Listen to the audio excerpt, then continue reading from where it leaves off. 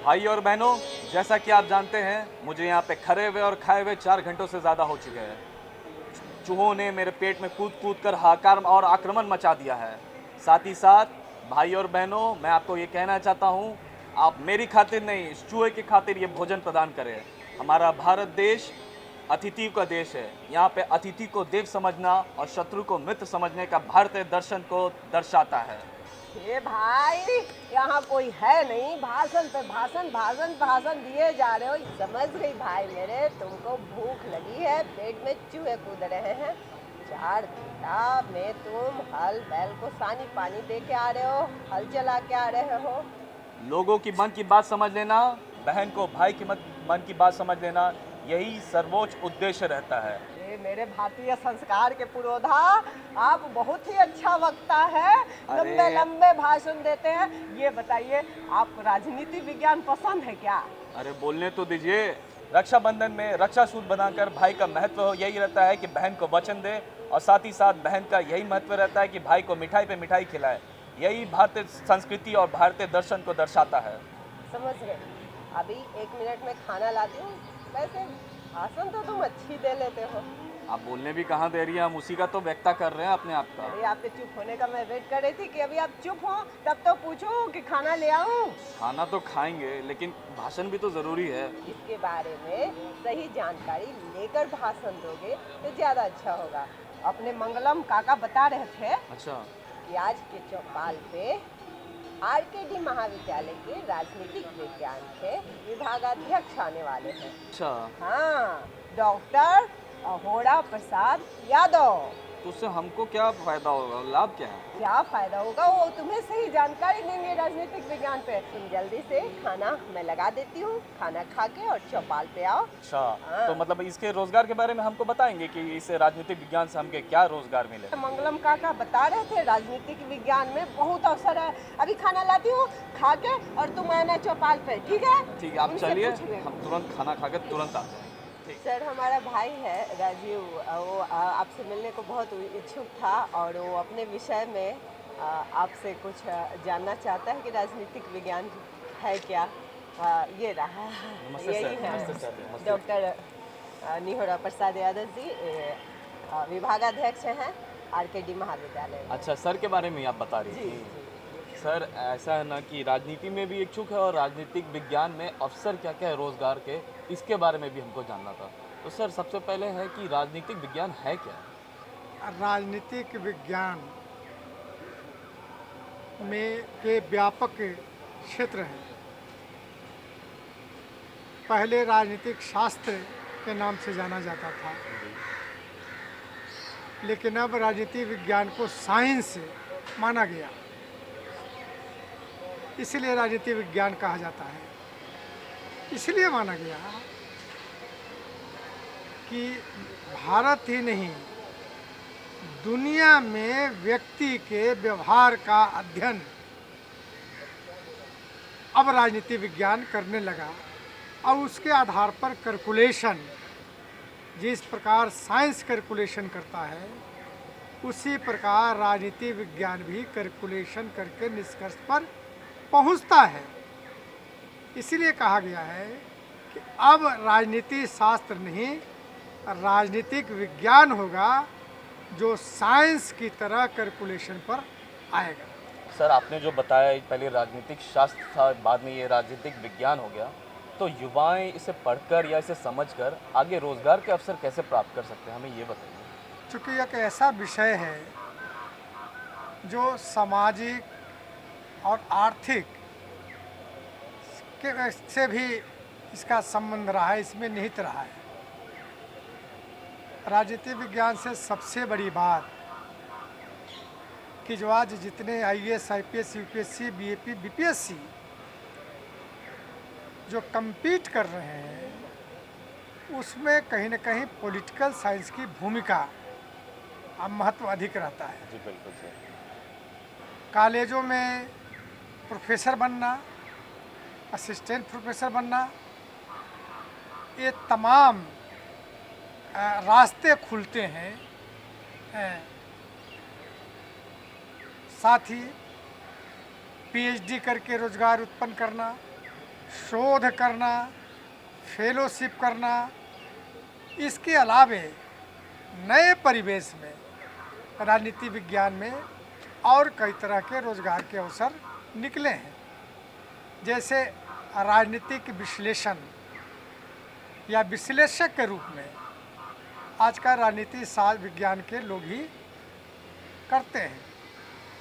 Mass communication भी, इसके क्षेत्र में मास कम्युनिकेशन के में भी रोजगार मिल रहे हैं। सर्वे यानी पीपुल के व्यवहार का सर्वे राजनीति विज्ञान के लोग, जानकार लोग करते हैं।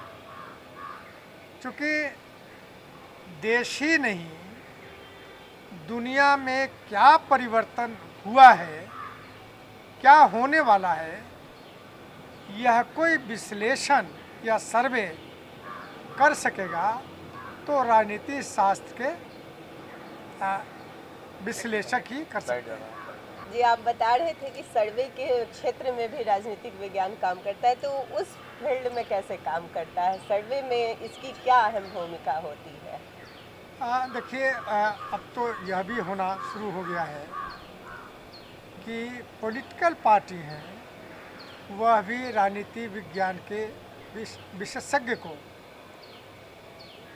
रखते ही इसीलिए कि वो पार्टी के पीपुल के बीच में पार्टी की क्या स्थिति है, यह सर्वे कराने के लिए। अब तो चुनाव लड़ने वाले प्रत्याशी भी अपने प्रचार प्रसार जनता के बीच में कैसे जा सकें, इन सारे कार्यों के लिए वह पॉलिटिकल साइंस के जो ज्ञाता लोग हैं उनको रखने का काम करते हैं। तो आजकल जो आधुनिक काल में राजनीति शास्त्र का, राजनीति विज्ञान का व्यापकता बढ़ा है और रोजगार के अवसर भी काफ़ी बढ़े हैं। तो एक युवा अगर 12वीं पास करने के बाद राजनीति विज्ञान में अगर उसे रुचि है तो उसे क्या करना चाहिए? स्नातक में नामांकन लेंगे जी प्रतिष्ठा से, ऑनर्स इसको कहते हैं, जी और ऑनर्स कर लेने के बाद 2-3 क्षेत्र खुल जाता है। प्रतियोगी परीक्षाएं, चाहे यूपीएससी के हों या बीपीएससी के हों, या और भी जो प्रतियोगी परीक्षाएं होती हैं, उसके रास्ते खुल जाते हैं। और पॉलिटिकल साइंस एक ऐसा विषय है जिसमें हर प्रतियोगी यह विषय रखना चाहता है, इसलिए भी रखना चाहता है कि इसमें मार्क्स उठते हैं, जाते हैं। तो अक्सर मुझको लगता है कि देश में या प्रदेशों में जितने भी यूपीएससी बीपीएससी करने वाले लोग हैं, 90% से अधिक लोग एक विषय पॉलिटिकल साइंस जरूर रखते हैं। तो ये उसका स्कोप खुल जाता है स्नातक यानी करने के बाद। अब एमए करने के बाद भी कई स्कोप हैं। आप कॉलेज में प्रोफेसर बन सकते हैं, आप पीएचडी कर सकते हैं, आप पीएचडी करा सकते हैं, आप शोध करा सकते हैं। शोध के बाद जो उनके रास्ते खुलते हैं वही राजनीतिक विश्लेषक के रूप में। आज चुनाव के पहले जो सर्वे आते हैं या वोटिंग के बाद जो सर्वे आते हैं, वो कहीं न कहीं पॉलिटिकल साइंस के विशेषज्ञों की अहम भूमिका होता है इन सारी चीज़ों में। युवाओं में इसकी नींव कब डाली जाए ताकि वो आगे चल के इस विषय को चयन कर सकें, इसमें रुचि उनकी कैसे जगाई जाए?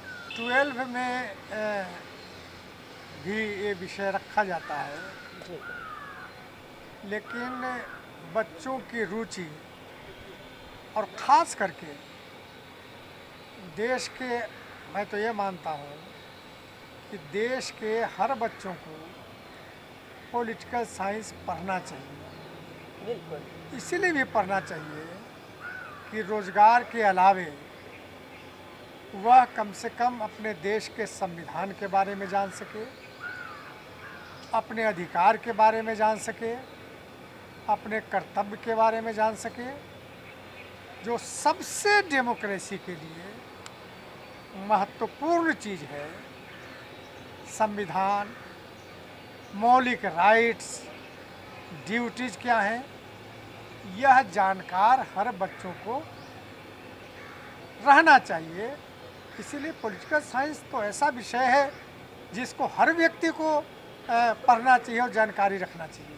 सोशल साइंसेस, सामाजिक विज्ञान, अर्थशास्त्र, इतिहास भी, इन चीज़ों का समीकरण राजनीति विज्ञान है। चूँकि राजनीति विज्ञान यह भी विश्लेषण करता है कि इतिहास में कहाँ कौन सी घटनाएं किस देश में हुआ, वर्तमान में क्या परिस्थिति है और भविष्य में क्या होने वाला है। इन तीनों काल के विश्लेषण करके कंक्लूजन पर आते हैं कि यह होने वाला है। से लेखन के रूप में भी अपनाया जा सकता है, जिसे स्वतंत्र पत्रकारिता कहते हैं हम। दुनिया में क्या पॉलिटिकल डेवलपमेंट हो रहे हैं, दुनिया में कौन से देश में कौन सी शासन व्यवस्था है, कौन शासन व्यवस्था अच्छी है, यानी एक से एक सीमित नहीं है, इसका दायरा दुनिया भर है कि दुनिया भर में कौन सी घटनाएं, कहाँ किस देशों में आपस में तनाव, कहाँ किस देशों में युद्ध है, जी, प्रेम और कहाँ सौहार्द। संधि, जी कहाँ संधि, यानी एक नहीं। जो पॉलिटिकल साइंस के विद्यार्थी हैं उनको लिखने का इतने मटेरियल होते हैं। तो हमारे गांव घर के दर्शकों, देखा, अब हम और खास करके मेरा भाई, हम लोग स्वतंत्र लेखन का कार्य भी कर सकते हैं, राजनीतिक विज्ञान को जान के, समझ के और पढ़ के। बहुत बहुत धन्यवाद, आप ने हम लोगों को एक तत्काल अवसर तो ऐसे ही प्रदान कर दिया। सर आप बता रहे थे मास कम्युनिकेशन क्षेत्र सुनकर रोजगार के अवसर के बारे में, तो इसमें कंटेंट राइटिंग बताया दीदी ने। कंटेंट राइटिंग छोड़ के और भी ऐसे क्या विकल्प है मास कम्युनिकेशन करके जो राजनीतिक विज्ञान से हमें रोजगार दिला सकते हैं? देखिए, मास लिखने का जो मैंने कहा कि मास कम्युनिकेशन का क्या मतलब है, लिखना जी किसी भी घटना पर, किसी विषय पर लिखना, दर्शाना या फिर राजनीति से लिखना मतलब दर्शाना ही हुआ। जैसे सबसे इम्पोर्टेंट चीज़ इसमें है कि देश के कॉन्स्टिट्यूशन के बारे में, जी जो संवैधानिक कानून है, इसके लोग ज्ञाता बन जाते हैं। कॉन्स्टिट्यूशन लॉ क्या है? आज सर्वोच्च न्यायालय या हाई कोर्ट में चले जाइए तो बहुत सुनने को मिलेगा कि भाई फलाने साहब कॉन्स्टिट्यूशनल वकील हैं। यानी कॉन्स्टिट्यूशनल वकील का मतलब हो गया कॉन्स्टिट्यूशनल लॉ है, उसकी जानकारी प्राप्त है उनको, यह पॉलिटिकल साइंस ही दे सकता है। सर आपने बताया इनमें रोजगार के अवसर के बारे में। अगर किसी को राजनीति में रुचि है और उसे सक्रिय राजनीति में आना है तो इसे रोजगार के अवसर को तो नहीं मान सकते, पर इस सक्रिय राजनीति में आकर अपने देश के लिए और संविधान के लिए कुछ करने का मौका है, तो इसमें आने के लिए क्या कर सकता है युवा? पहले लोग राजनीति नहीं कहा करते थे, जी सामाजिक सेवा कहा करते थे। जी बिल्कुल। और जो राजनीति में आना चाहता था या आना चाहते हैं, उनको सामाजिक सेवा आवश्यक है। जी सर। और राजनीति में तो आने का मतलब है जनता को स्वीकार करना। जब जनता स्वीकार करेगी तो राजनीति में आते हैं लोग। दूसरी बात कि लीडरशिप का गुण सबसे बड़ी बात है। आप में नेतृत्व करने की क्षमता है कि नहीं, जी सर। यह नेतृत्व करने की क्षमता पॉलिटिकल साइंस बल देता है, यह नेतृत्व करने की क्षमता को। चूंकि अंतर्राष्ट्रीय संबंध, व्यक्तियों के व्यवहार, व्यक्तियों के व्यवहारिक संबंध, सामाजिक संबंध, राज्य और देश का स्थिति क्या है, इसकी जानकारी पॉलिटिकल साइंस से निकले हुए व्यक्ति जो लीडर बना है वो बेहतर बता सकता है और बेहतर हो सकता है। इसीलिए लीडरशिप का गुण भी पॉलिटिकल साइंस के विद्वान या जो ज्ञाता हैं वो अधिक कारगर होते हैं।